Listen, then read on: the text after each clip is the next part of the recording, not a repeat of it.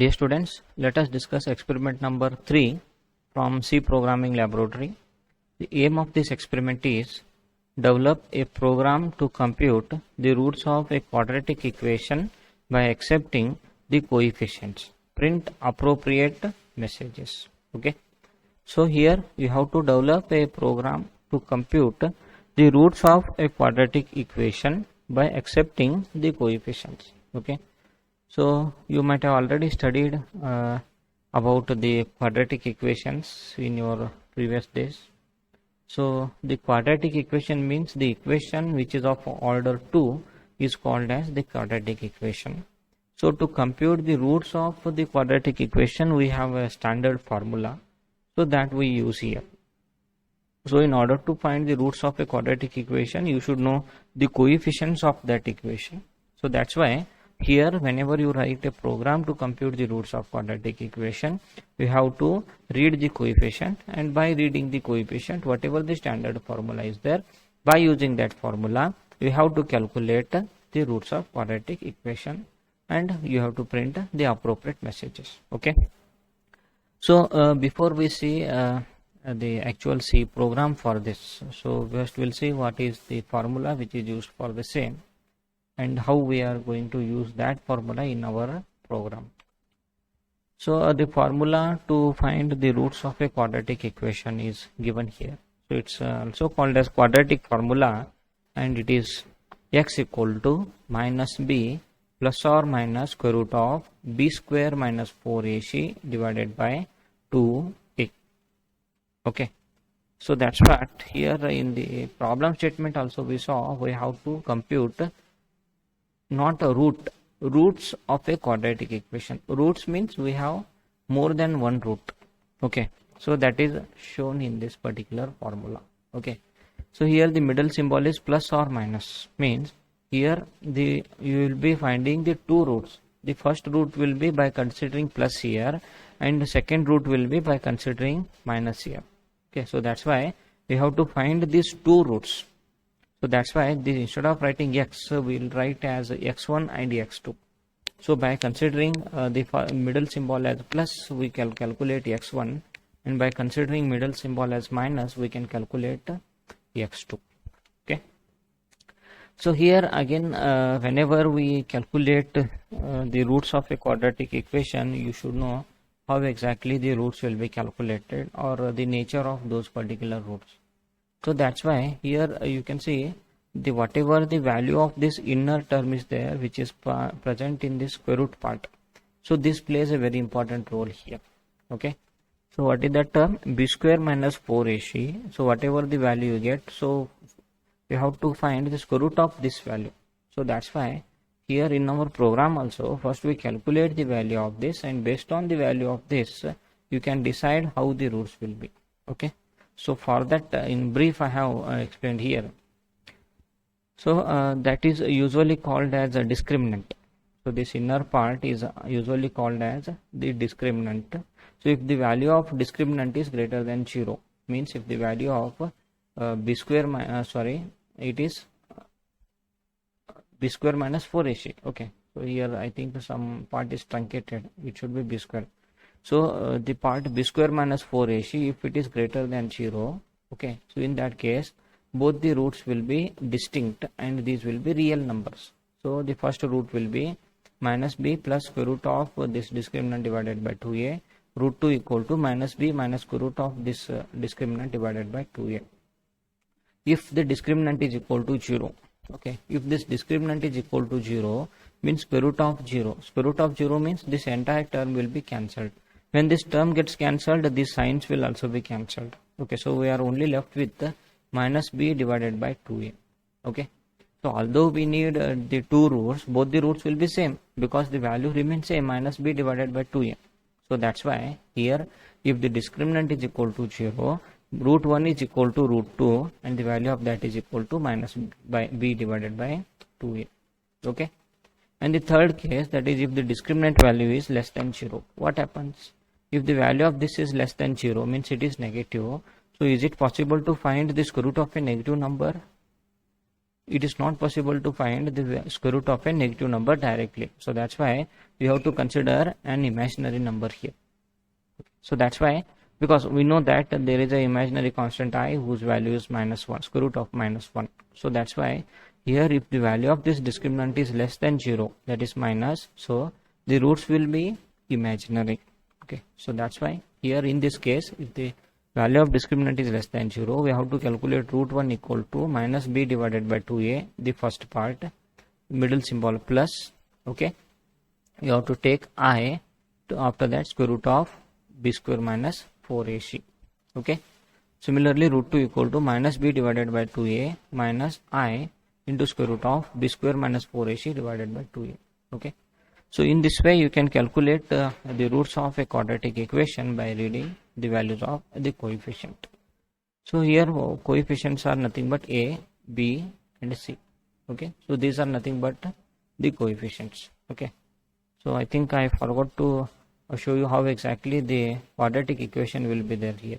Okay, so here usually the quadratic equation will be in this form. So it is a x square. Okay, so it is power. So the standard format is of quadratic equation is ax square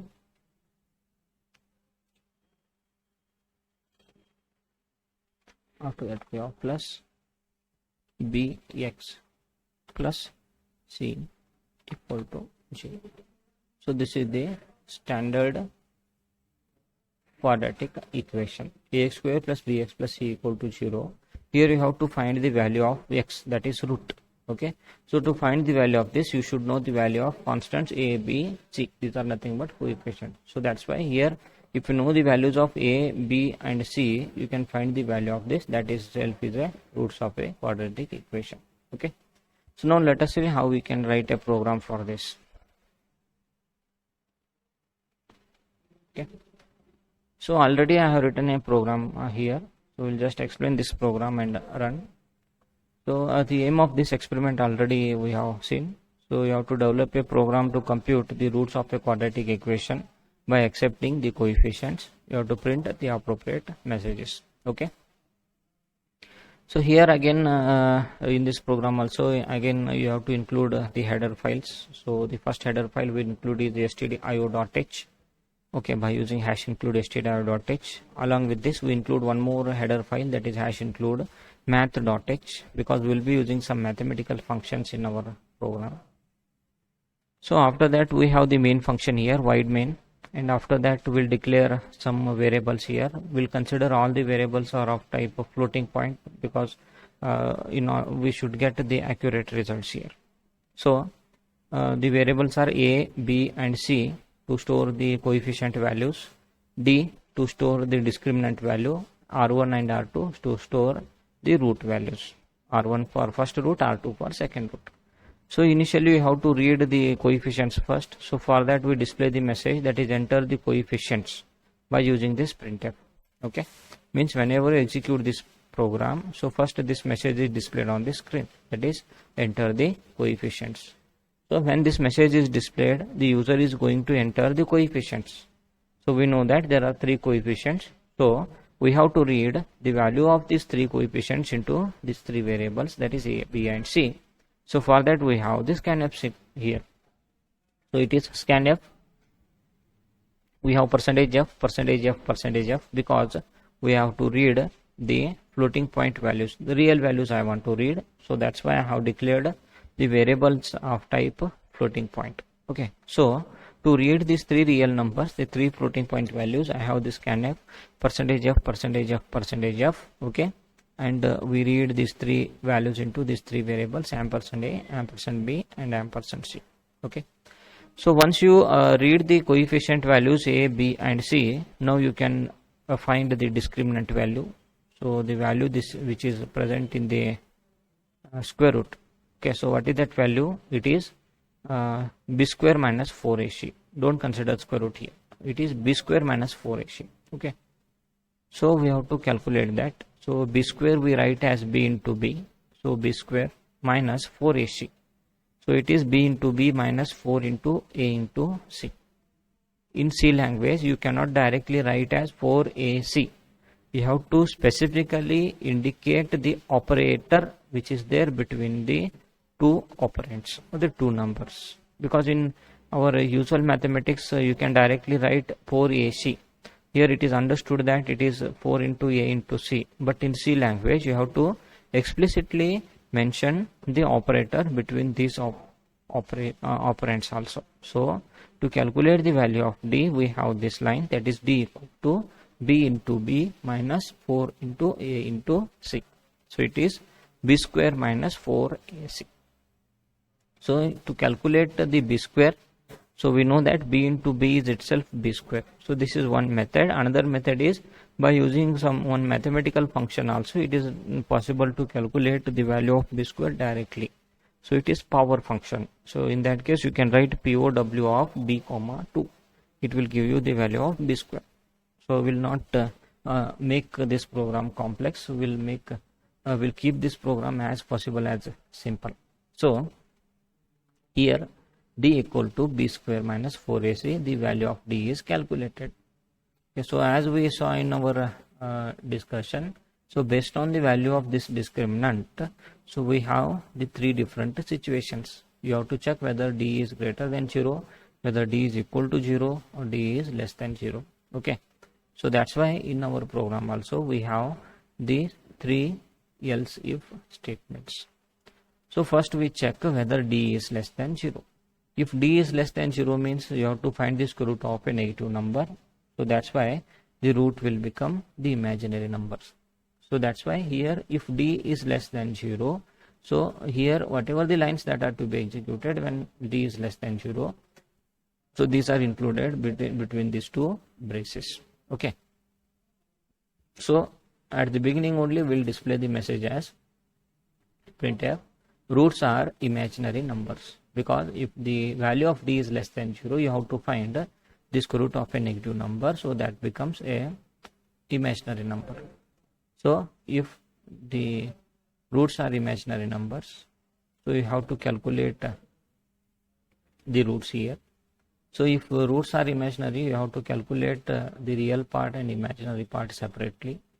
So here it is the third condition. So here the real part is this one, minus b divided by 2a, and imaginary part is this one, that is square root of d divided by 2a. Okay, so that's why here we separate these two terms. So to store the real term, we use the r1. So r1 equal to minus b divided by 2a. So here we'll calculate the real part. So the imaginary part is r2 equal to sqrt. So remember in C, to find the square root of a number, we have an inbuilt library function, that is sqrt. Okay. So if you want to find the square root of a number n, you can directly write in this way, sqrt of n. It will give you the square root of number. Okay, in this way you can write sqrt of m. Okay, so this inbuilt library function, it's a mathematical function. So this is present in the header file math.h. So that's why whenever you make use of that inbuilt library function sqrt, you have to include this header file math.h. Okay, so here we are not going to just calculate the value of sqrt of n. Here you have to calculate the value of sqrt of d. So that's why here we have some more terms along with this. So we know that d is a floating point value. So what we do is we'll typecast it to the integer. So it is not necessary. If you want, you can add this, else if you remove this also, your code will run, remember. Okay, so first we convert the value of d from float to integer by using this explicit typecasting.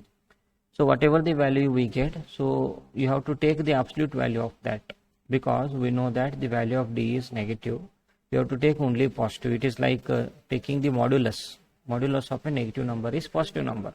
So to take the modulus, that is to extract the positive part, we have one more inbuilt library function in C. It is ABS, to find the absolute value. Okay, so whatever the absolute value of D we get, so this will be the input for SQRT. So it is like SQRT of the absolute value of D. Remember here. Okay, so it will give you the square root of D. So you have to just divide that square root of D by 2a to get the imaginary part. So it is present in the R2. Okay, so just for reference I will add the comment line here. So it is imaginary part. Okay, and upper one is real part. Okay, so once you have the imaginary part and real part, now you can display the roots here. So by using these two printfs we have displayed two roots. So the first one is root 1 equal to %f plus I into %f. Okay, so the first %f is replaced with R1, which is nothing but a real part, plus I, as it is displayed, and after this I you have to display the imaginary part. This is present in R2. So that's why for in place of this %f we have R2. Okay, similarly another root will be the same one, but instead of plus we have minus. Okay, the same lines are there. Understood? So that's what here given. So the root 1 will be real part plus I into imaginary part. Root 2 equal to real part minus I into imaginary part. Okay, so the same thing is written in this program. Understood?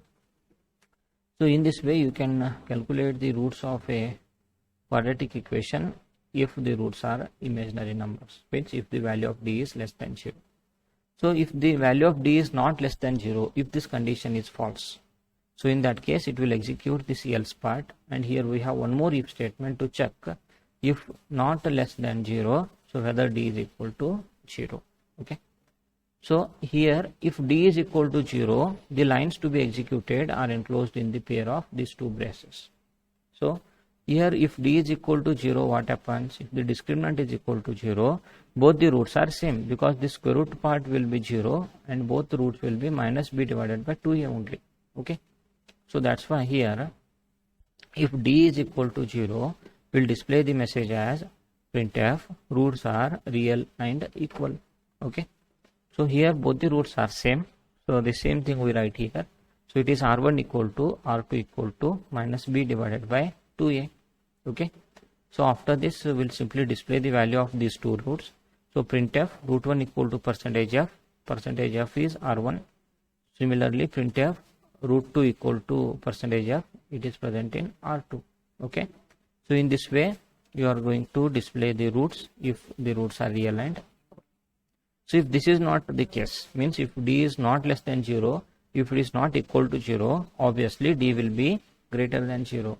So no need to check this condition once again, because here it is understood that if D is not equal to 0, it is not less than 0, then obviously it will be greater than 0. So that's why here in this else part the lines are to be executed when the value of D is greater than 0.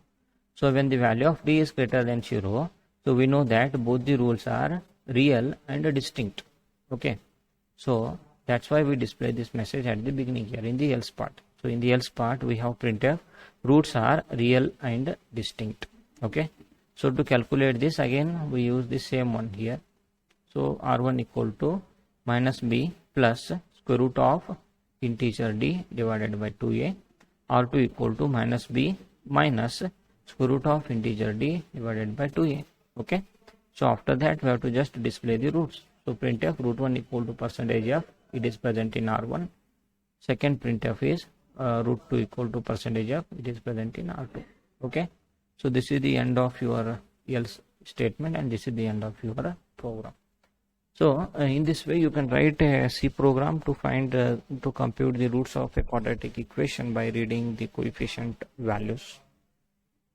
Hope all of you understood this program, but still if you have any confusion or if you have not understood any part, please feel free to discuss with me in order to clarify your doubts. Okay, so now let us execute this program.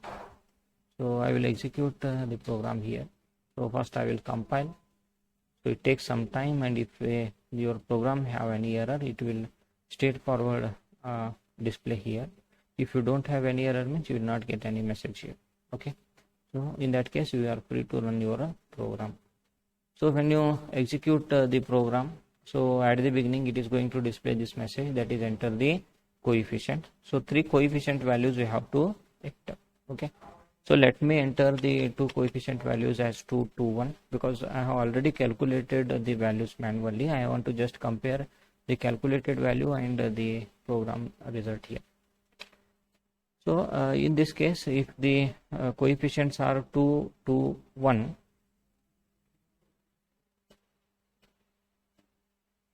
so here in this case the roots are imaginary numbers. So we'll get root 1 equal to 0.5 plus I into 0.5, root 2 equal to again minus 0.5 minus I into 0.5. So this is the one case. Okay, so you may have some other case also, like let us consider 1, 2, 3. I am not sure whether we'll get real or distinct. So if we take the coefficient as 1, 2, 3, so here also the roots are imaginary.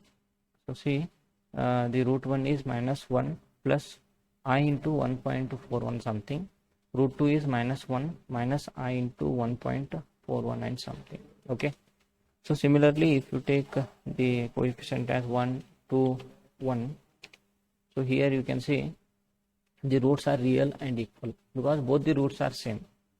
So root 1 is also 1.0, root 2 is also 1.0 minus. Okay, so in this way you can write a program to compute the roots of a quadratic equation by accepting the coefficients. Thank you.